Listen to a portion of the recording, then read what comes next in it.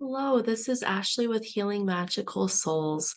And today I wanted to talk to you about different types of anxiety. And on today's video, I'm going to touch on general anxiety disorder, social phobias, panic disorder, phobias in general, PTSD, and OCD. So the first one that I want to talk about is generalized anxiety disorder. This is what I personally had for several years when I was struggling with my anxiety. And it's also known as like GAD, general anxiety disorder. And it's best described as an ongoing state of mental or physical tension and nervousness, either without a specific cause or with the ability to break from the anxiety. And that's like the number one anxiety in the world right now is just general because lots of people are just having so much stress and so much piled on their plates that they can't process everything and the demands that we have from the world this day. And the second one I wanted to talk about was social phobia. And social phobia is when the shyness is intense and the idea of socializing or speaking in the public, strangers and authority figures, or possibly even your friends causes you to have noticeable anxiety and fear. And I feel like we all can relate to that, especially when we were kids and we have to present in front of all of our classmates. I don't know if you had that, but I did. And it was so nerve-wracking to speak in front of your peers. The other one I want to talk about was panic disorder. And this is something that I have personally struggled with in the past. It's an intense physical and mental sensation that can be triggered by stress, anxiety, or nothing at all. And they often involve mental distress, but are most well known for their physical symptoms. And those physical symptoms could be the rapid heart, it could be irregular, maybe it's slow, but most of the time it's just like your heart is racing and you might feel it wiggle. The excessive sweating, it could go from hot flash to cold flash, anywhere in between. You can have tingling sensations in your hands, toes, arms, legs, different parts of your body, numbness. You can feel some weakness in the body. You can also have these like out of body experiences where you just feel like you can look at yourself from up here down. And you can also feel like you just can't breathe, like you can't catch your breath. And it just is hard to take like a deep breath. And you can also have some lightheadedness and dizziness, chest pain or stomach pain.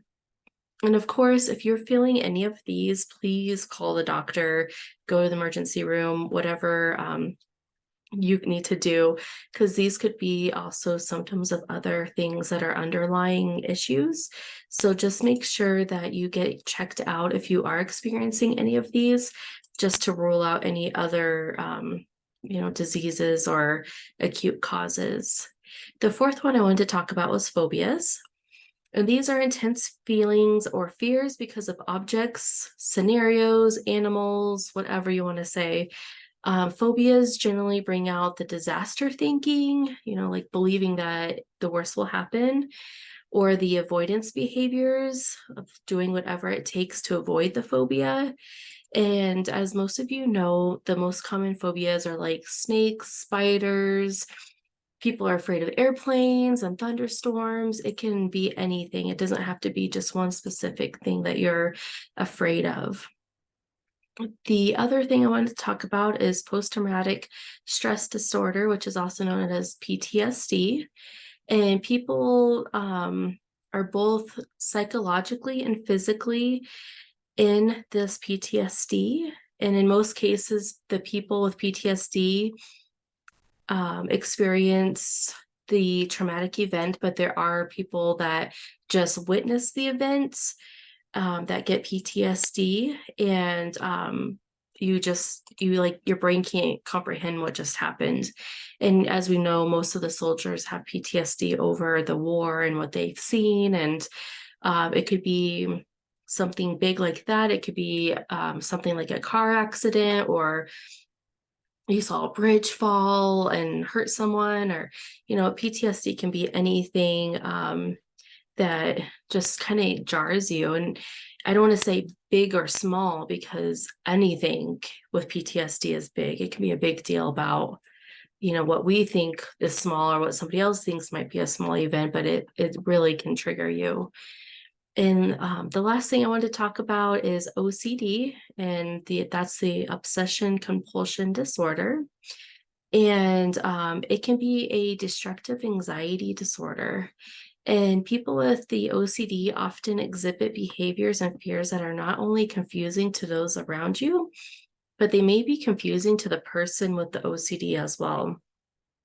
And the compulsion and obsession are similar, but they exhibit themselves in different ways. So the obsessions are thought-based.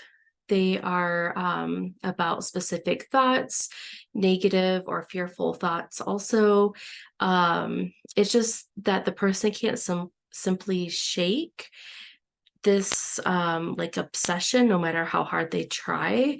And that's why a lot of people kind of relate it to OCD, like they just have to clean and they don't know why, but they just have to get this all done. And then that compulsion behavior is also based on like the need to perform an action or activity, and it's often in a specific way.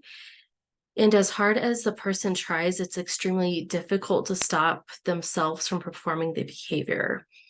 So um, the the good news with all of this is that there are effective ways that you can help any of these symptoms, any of these anxieties, different anxieties that we talked about. And it's just trying to figure out which one is what you're feeling. And of course, if you go to the doctor and get checked out by a medical profession and they say, like you're just having anxiety, then if they can't manage it, or if they're trying to help you manage it and you just need something else, then a life coach would be a great option. It's just understanding your anxiety better and choosing the effective treatment and techniques will help you get your anxiety down to a minimum and reduce it from ever coming back. So if you have any questions, please reach out.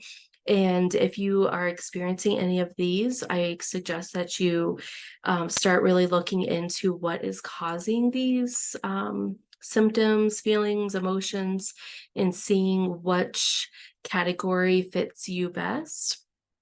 And that will help you understand what you're feeling and how to get through it and just feel better in the end. So this is my short little video about different anxieties. I hope you enjoyed it, and we'll talk to you soon. Bye.